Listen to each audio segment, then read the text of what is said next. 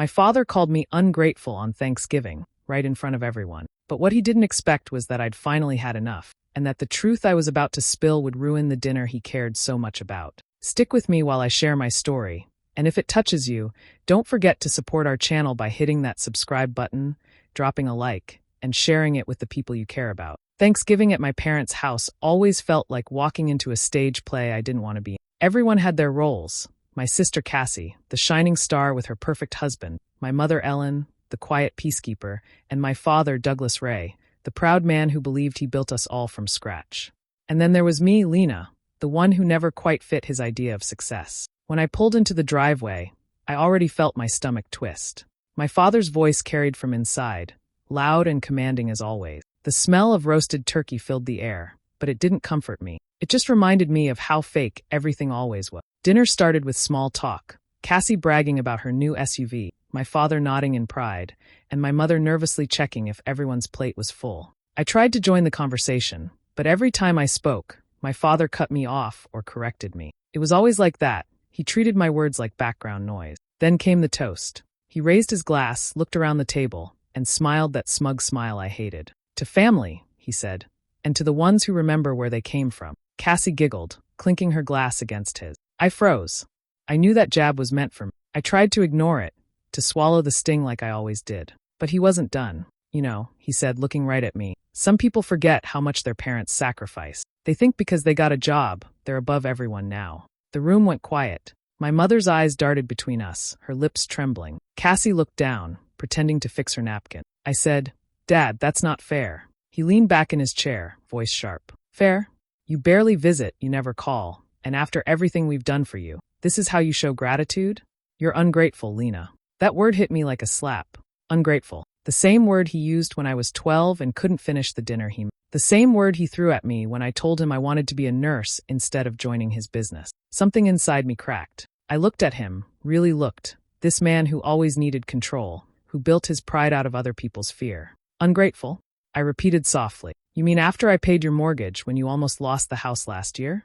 Or after you told everyone it was you who helped me out? The color drained from his face. Cassie's fork dropped. My mother whispered, Lena, please. No, Mom, I said.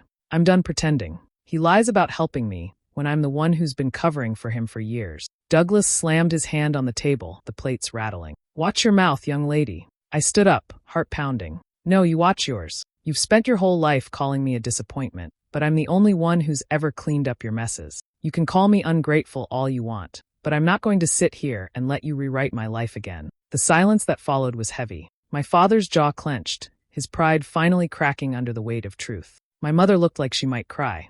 Cassie couldn't meet my eyes. I pushed my chair back, grabbed my coat, and walked out. Behind me, I heard my father call my name, but I didn't turn around. For once, I didn't owe him anything. Not respect, not silence, not my peace. That Thanksgiving dinner ended the way it always should have, with the truth finally being served. Cassie was always the one who made our father proud. From the time we were little, she knew how to play the part, smiling at his jokes, pretending to care about the things he cared about. When she brought home good grades, he'd brag to anyone who would listen. When I did the same, he'd just nod and tell me not to get cocky. Our house was filled with rules, but they only ever seemed to apply to me. Cassie could stay out late, talk back, even skip chores, and somehow she was still the responsible one. If I so much as questioned anything, my father's voice would boom through the house, reminding me who was in charge. He'd say he wanted to raise strong daughters, but what he really meant was obedient ones. When I told him I wanted to be a nurse, he laughed. You're too soft for that kind of work, he said. Besides, real success doesn't come from wiping other people's messes. I remember standing there, clutching the brochure from the nursing program, feeling smaller by the second. Cassie walked in then, announced she wanted to study business, and he lit up like someone flipped a switch. He told her she had the Ray ambition. That phrase followed me through my entire life, the Ray ambition. It became a reminder that I somehow didn't have it. My father never missed a chance to compare us. When Cassie bought her first car, he made sure to mention how she did it the smart way. When I saved enough to buy mine, he asked if I really thought it was a good idea to waste money on something flashy. It wasn't even flashy. It was an old Honda with a dent in the side. My mother tried to keep things peaceful, always smoothing the edges after his sharp words. He just wants the best for you, she'd whisper. He's proud in his own way. But I never saw pride in his eyes when he looked at me. I saw irritation, like I was an ongoing problem he couldn't fix. Family dinners were the worst. Cassie would talk about her new projects or friends, and he'd hang on every word. When I tried to share something about my work, he'd interrupt to tell me how Cassie once handled something even tougher. It became a routine humiliation, subtle enough for others to miss, sharp enough for me to feel every sting. There were moments when I wanted to yell, to tell him I wasn't Cassie, that I didn't need to be. But every time I tried, my mother would shoot me that look, the one that begged me to let it go, to keep the peace. So I swallowed my pride and went quiet. Years of that silence hardened something inside me. I stopped expecting him to notice my efforts. I stopped trying to win his approval. The only person who seemed to believe in me was my grandmother. She used to say, "Lena, you've got a kind heart. Don't let anyone make you think that's a weakness." After she passed, it felt like her words were the only armor I had left. Cassie grew into everything he admired, confident, successful, and perfectly polished. I grew into everything he overlooked, independent, quiet, and tired of being invisible. My father called his treatment of me tough love, but there was nothing loving about being treated like a disappointment your whole life. By the time I moved out, the distance between us had already started to rot. I told myself it didn't matter anymore, that I didn't need his approval. But deep down, that little girl who once stood with her nursing brochure still wondered why being herself was never enough. It happened in early spring, long before that Thanksgiving dinner that changed everything. My father's business had started falling apart. He tried to hide it at first, pretending everything was fine, but my mother's anxious phone calls told a different story. One evening, she called me crying, saying the bank had sent them a final notice. The house I grew up in was on the line. I didn't think twice. I'd been working double shifts at the hospital, saving to finally move into a better apartment. But when she said they might lose the house, I opened my savings account and transferred every dollar I had, enough to cover their mortgage for the month. I told myself it was just money, that family came first. I didn't even tell anyone else. I just wanted to help them breathe again. When I drove over to drop off the check, my father was sitting on the porch, pretending to read the newspaper. My mother looked worn down, her hands shaking as she poured coffee. I handed her the envelope and said, "This should hold you until things settle." She tried to thank me, but my father cut her off before she could speak. "We don't need charity," he said without looking up. "It's not charity," I told him quietly. "It's help." He didn't answer, just folded his paper and walked inside. My mother gave me a small, sad smile, like she'd already accepted that peace was never going to exist under that. A week later, she called to tell me he'd used the money. No thank you, no acknowledgement, just gone. I let it go. I told myself he was too proud to admit he needed me. I'd grown used to swallowing that kind of pride for him. Months passed. His business limped along, and I stayed out of the way. But then one night, I stopped by for dinner. Cassie was there, laughing at his stories, as usual. Out of nowhere, he started talking about how family sticks together. Then he said it, that he'd helped me out when I was struggling last year. He said it like he was some kind of hero. I froze, fork halfway to my mouth. "You helped me?"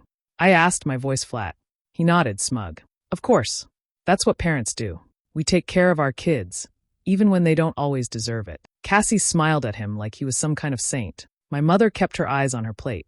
No one said a word about what I'd done. After that night, something in me shifted. I realized it didn't matter what I did for him. I'd always be the one who owed him. It didn't matter how much I gave. He'd twist it until it looked like I was the burden. Later that week, I went over to return a set of tools I'd borrowed from the garage. He stopped me at the door and said, "You still haven't paid me back for everything I spent raising you." He said it with a straight face, like it was a debt I'd never finish repaying. That sentence stuck in my mind. I drove home in silence, my hands gripping the steering wheel until my knuckles turned white. I didn't cry, I couldn't. The hurt was too heavy for tears. That was the moment I knew something inside me had changed. The father I'd tried so hard to please didn't see me as a daughter anymore. He saw me as a tab he'd been waiting to collect. And that debt, the one he invented, was the same one I'd destroy when I finally told the truth. The house was already crowded when I arrived that afternoon. Cars lined the driveway, laughter spilled from the porch, and the smell of sweet potatoes and spice filled the air. My mother's voice floated through the kitchen, sharp and nervous, trying to manage everything at once. Every surface gleamed, every dish perfectly placed. Thanksgiving in our family was never about gratitude. It was a show, and my father loved being the star of it. Relatives I barely spoke to were gathered in the living room. My aunt brought her famous pie, my cousins compared careers, and my father moved through them all like a politician at a rally, smiling, shaking hands, making sure everyone saw the perfect host.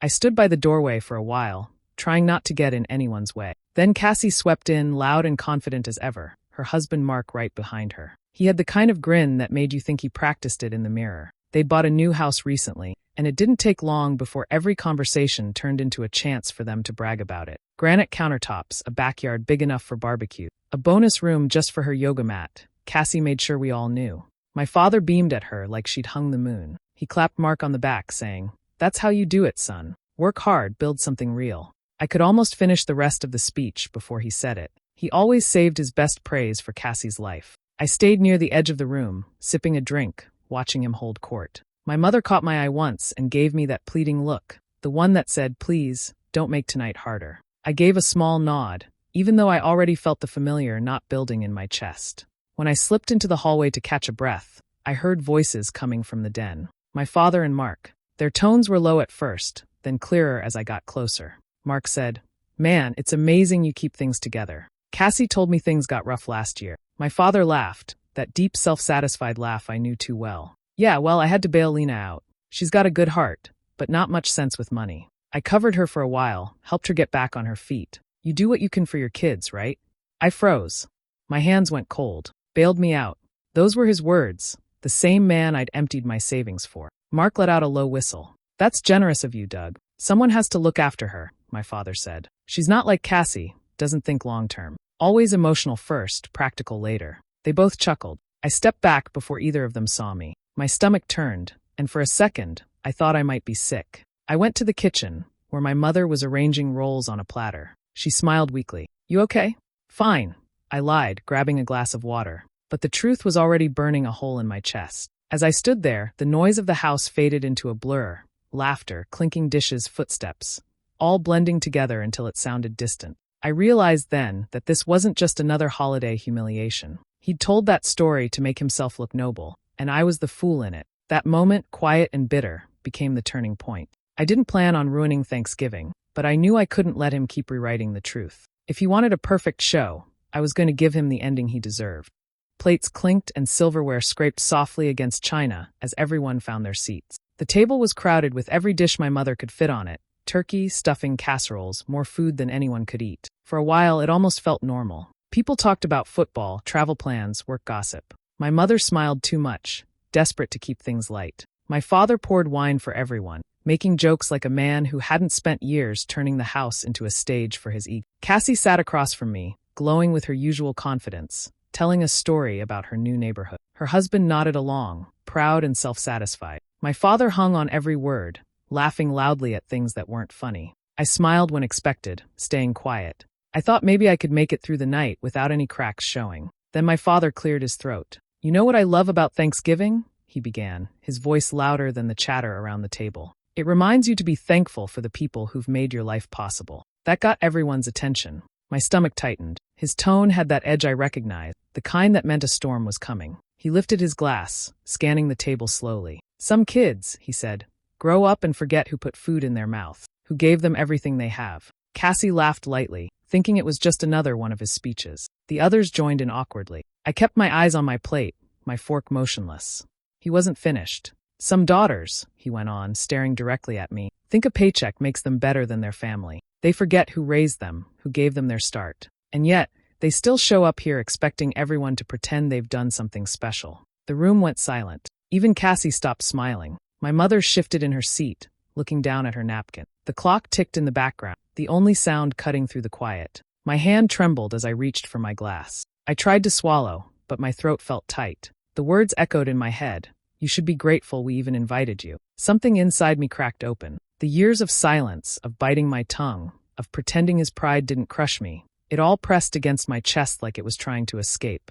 I looked up at him. He sat there, calm and smug, like he'd just delivered wisdom instead of an insult. Cassie shifted uncomfortably, glancing between us, probably praying I'd let it slide. My mother whispered, "Douglas, that's enough." He ignored her, waving a hand dismissively. "I'm just saying what everyone's thinking. Some people forget the meaning of gratitude." The wine in my glass rippled from the tremor in my hand. I set it down before it spilled. My pulse was so loud in my ears I could barely hear anything else. For a second, I thought about standing up and walking out, disappearing before he could humiliate me further. But then something sharper took hold. I was tired of being quiet, tired of being the daughter who never fought back. I straightened my back, feeling the air shift around me. My father noticed the change. His smirk faltered just a little. I met his eyes and held them. "No, I said softly, the single word breaking the silence like glass.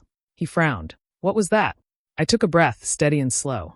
You're right about one thing, I said. This dinner is about being thankful. And tonight, I'm thankful I finally see you for who you are. His expression stiffened. Cassie's fork froze midair. My mother whispered my name like a warning, but it was too late. The match had already been struck. And in that moment, I knew. The fire that had been building for years was about to burn through everything he'd built. I pushed my chair back slowly, the legs scraping against the floor loud enough to make everyone's heads turn. My heart hammered, but my voice came out steady. You want to talk about gratitude?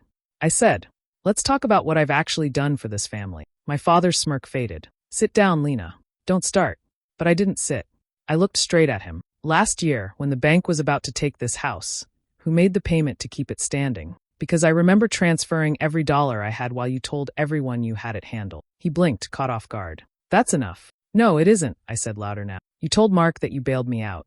You lied. You told him I couldn't manage my money, that you were the one saving me. The truth is, I'm the reason you didn't lose this place. A hush fell over the table. Cassie's eyes darted between us, her fork frozen midair. My mother whispered my name, her voice trembling, but I didn't stop. I took a breath and went on, each word sharper than the last. You've spent years making me look like a burden, like I owe you for existing. You say I don't appreciate you, but I've been cleaning up your messes since I was old enough to have a job. You pretend you've built this family, but all you've ever built are lies. Douglas slammed his hand on the table, rattling the glasses. You watch your tone in my house. I leaned forward. You mean the house my savings kept from foreclosure? The color drained from his face. Cassie's husband shifted uncomfortably in his chair. My mother's napkin slipped from her hand and landed in her lap, her eyes wide and wet. You think this is about money? My father snapped. I gave you life. I gave you everything. You gave me fear, I said quietly. Fear of speaking up, fear of never being enough. You made sure I believed you were the only reason I had anything. But the truth is, you needed me a lot more than I ever needed you. For a second, no one moved. The only sound was the clock ticking on the wall. My hands, which had been trembling moments earlier, were steady now. I could feel my pulse slowing, my breath evening out. My father opened his mouth to say something, but I cut him off before he could twist it. Do you even hear yourself? You've spent your whole life pretending you're the backbone of this family, when really, you've been leaning on everyone around you, especially me. You made me feel small so you could feel big. Cassie finally spoke, her voice shaking. Wait, is that true? You said you helped her. I turned to her. He didn't. He's been lying to you too. He used your name for a loan once, remember? Said it was just paperwork for the business? He never told you he defaulted on it, did he? Her jaw dropped. Mark muttered something under his breath, staring at the table. My father tried to rise from his chair, but I raised a hand. Don't, I said. You've talked over me my whole life. You don't get to do it now. His mouth shut. I took one last look around the room, at my mother's trembling hands, Cassie's stunned face, the untouched plates of food. You wanted me to be grateful, I said. So here it is. Thank you for showing me exactly who you are. I'll never forget it. Then I stood taller, shoulders back, and for the first time in my life, he was the one who couldn't find his voice. The air in the dining room turned heavy, like every breath had to fight its way out. My father's glare burned into me, but I didn't stop. The truth had waited long enough. You want to talk about gratitude? I said, my voice low but clear. Let's talk about what you've done to this family while pretending to be its savior. Douglas shifted in his chair, jaw tight. I don't know what you think you're doing. Oh, I think you do, I replied. You remember that loan you took out 3 years ago? The one you said was for a business investment? You didn't tell anyone that you used Cassie's name to get it approved. Cassie's head snapped toward him. What? My name? He froze, color draining from his face. That's ridiculous. I reached into my bag and pulled out a folder, the same one I'd found tucked behind old paperwork in my mother's drawer. I slid it across the table toward Cassie. That's your signature on the bottom, isn't it? Only you didn't sign it. He did. Cassie picked it up with trembling hands, staring at the familiar handwriting. Her eyes widened as she realized what it was. Dad, this can't be real. Douglas slammed his fist on the table. You went through my things? You forged your daughter's name, I said, my voice steady. You put her on a loan she didn't even know existed. And when it went bad, you blamed me for ruining your business. You said my help wasn't enough, that I made you look weak. But it was never my fault. It was yours. The sound of the clock ticking filled the silence. My mother's fork slipped from her hand, clattering onto her plate. She whispered, Lena, please stop. I turned to her, eyes hard. You knew, didn't you? Her lips parted, but no words came. You covered for him, I said quietly. You told me he was under pressure, that he just made a mistake. But you didn't warn Cassie. You let her think everything was fine while her credit was getting wrecked. Cassie looked at our mother in disbelief. You knew? Tears filled her eyes and she nodded. I was trying to protect you both. By lying? Cassie's voice cracked. By letting him use me? Douglas stood abruptly. That's enough. You don't understand the situation. I cut him off. No, we understand perfectly. You built your life on other people's trust, and when it ran out, you just took more. You blamed your family for your failures and called it responsibility. Cassie pushed her chair back, the legs screeching against the floor. You used me. You used Lena. For what? Your pride. Watch your mouth, he snapped. No, she said, her voice shaking but fierce. You don't get to control this anymore. Mark placed a hand on her shoulder, silent but furious. The tension snapped like a wire. My mother started crying quietly, whispering prayers no one heard. The room, once filled with the smell of food and forced laughter, now felt cold and hollow. Plates sat untouched, wine glasses half full. Every smile, every polite word from earlier, had been replaced by the sound of truth ripping through years of lies. Douglas looked around the table, searching for an ally, but there were none left. The family image he'd guarded so carefully was gone. I stood still, my breath calm, my hands steady. For the first time, he looked small. Not the man who ruled the room, just a man who'd finally been seen for what he was. The perfect Thanksgiving he'd planned lay in ruins, and all I'd done was tell the truth. Douglas's voice erupted across the table, shaking what little calm was left in the room. You think you can stand there and talk to me like that? In my house? His chair screeched backward as he stood, face flushed, veins pulsing at his temples. You've forgotten what respect means. No one moved. The words bounced off the walls, but they didn't carry the same weight anymore. The power in his voice sounded hollow, like it had finally lost its echo. Cassie stood up next, her face pale and streaked with tears. Respect, she said quietly. You don't even know the meaning of it. She tossed the folder onto the table. It slid across the wood and stopped in front of him. You forged my name. You lied to all of us. And you have the nerve to demand respect. Douglas's glare snapped to her. Watch how you talk to me. Mark rose beside her. She doesn't owe you anything, he said, his tone cold. You've manipulated this whole family for years. I've kept quiet out of politeness, but this is disgusting. Cassie's chair fell backward as she stepped away. I'm done. Her voice cracked, but her resolve didn't. You can keep your pride, Dad. It's all you've ever cared about anyway. She grabbed her purse and walked out. Mark followed, his hand resting gently on her back. The front door slammed shut, echoing through the silent house.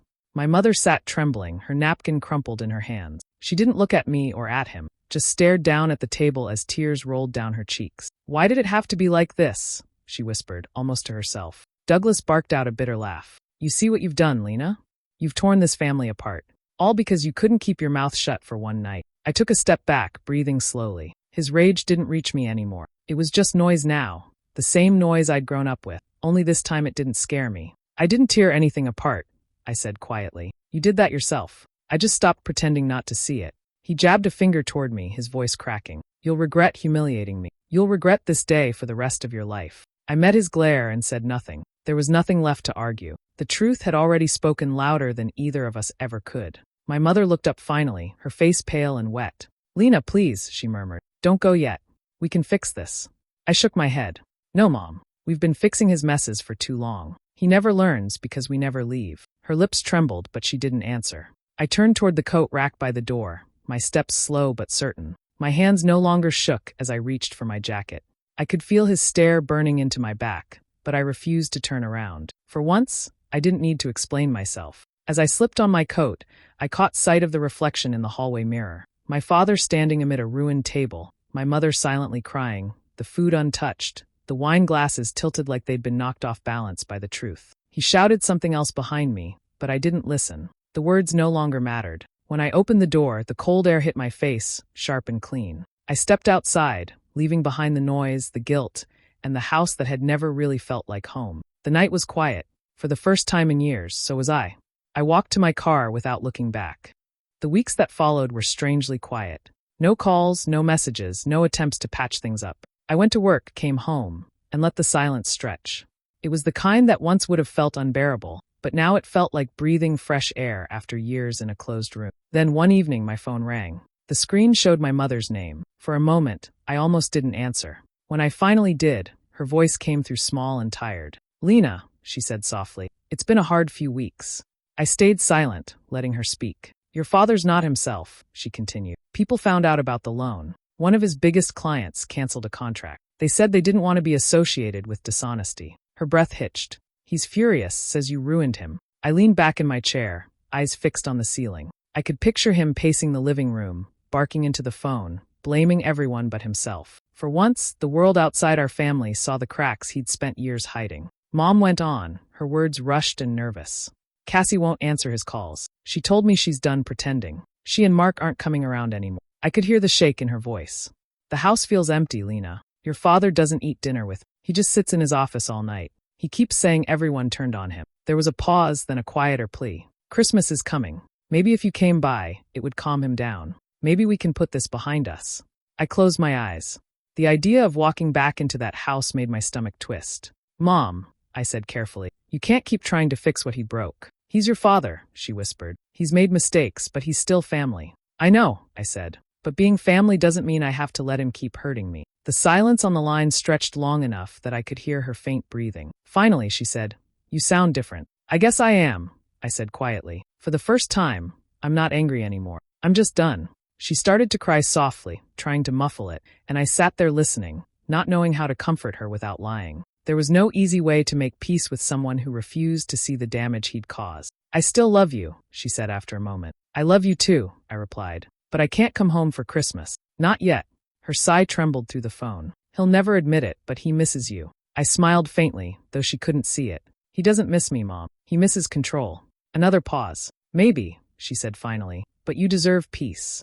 When the call ended, I sat in silence for a long time. The room was dim except for the glow from the streetlight outside. It cast a soft light over the small plant on my windowsill, one I'd been trying to keep alive. Outside, snow had started to fall, the first of the season. Each flake drifted down slow and silent, settling without sound. I watched them through the window, feeling a calm I hadn't known in years. The phone lay quiet on the table. No missed calls followed, no new messages. Just the kind of quiet that didn't demand anything. For once, silence didn't feel like punishment. It felt like freedom. Spring came early that year, the kind that brushed the trees with green and carried the smell of rain. I stood in the doorway of my new house, coffee in hand, looking out over the small yard I could finally call my own. The place wasn't big, 2 bedrooms, creaking floors, and a porch that needed paint. But it was mine, every inch of it paid for with my own money. No favors, no guilt, no strings. The mornings there felt different. Quiet, but not the kind of silence that weighed on you. It was clean, light, almost like the world had finally made room for me. I still woke up early out of habit, but now there was no rush, no tension waiting on the other side of the door. Just the hum of the coffee maker and the sound of birds cutting through the stillness. One Saturday, while watering the small patch of flowers I'd planted by the steps, I saw Mrs. Hanley, the neighbor from across the street, walking her dog. She stopped by the gate and smiled. You're the nurse who moved into the Weller place, right? I nodded. That's me. She looked at me kindly, then lowered her voice a little. You're Douglas Ray's daughter, aren't you? My chest tightened just a bit. I am, she sighed. I heard his business finally shut down. Terrible thing. He lost most of his contracts over the winter. People stopped trusting him after that mess with the bank. He's been keeping to himself since. I didn't say anything at first. There was no satisfaction, no gloating. Just a slow, steady understanding that life had finally caught up to him. Mrs. Hanley gave me a sympathetic look. You must worry about him. I smiled faintly. I used to. After she left, I went back inside, the warmth of the mug seeping into my palm. The kitchen was small, sunlight spilling across the table where I'd left a half-open book and a vase of wildflowers. I sat down, staring out the window at the street, thinking about all the years I'd spent trying to prove something to him. He'd wanted me to need him, to depend on his approval the way everyone else did. For a long time, I thought that was love, earning it, chasing it, never quite getting there. But sitting there in that quiet kitchen, I realized I didn't need it anymore. I took a sip of coffee and set the cup down slowly. The steam curled upward, soft and steady. Ungrateful, huh? I said under my breath. Maybe I finally am. Ungrateful for being treated like I owed him my life. The words hung there, small but certain. I didn't feel anger anymore. Just a calm that came from finally letting go of the weight I'd carried since childhood. Outside, the wind picked up, scattering petals across the porch. I watched them drift and fall, light as feathers. Somewhere out there, my father was facing the one thing he'd spent his whole life avoiding, the truth. Not my version, not anyone's story, but his own, reflected back at him in the silence of people who'd stopped believing. I leaned back in my chair, feeling something close to peace. No revenge, no victory, just release. He'd wanted obedience, but all he'd ever taught me was how to survive without him. That Thanksgiving had started like every other, with him in control and me in his shadow. But it ended with truth, stripped bare and unforgiving. And in the end, that truth stayed long after the anger faded. The coffee cooled beside me, the morning sun climbed higher, and for the first time, I didn't look back. Do you think I did the right thing by walking away, or should I have given my family another chance? Let me know in the comments. I'd really love to hear your thoughts. And don't forget to subscribe for more stories like this.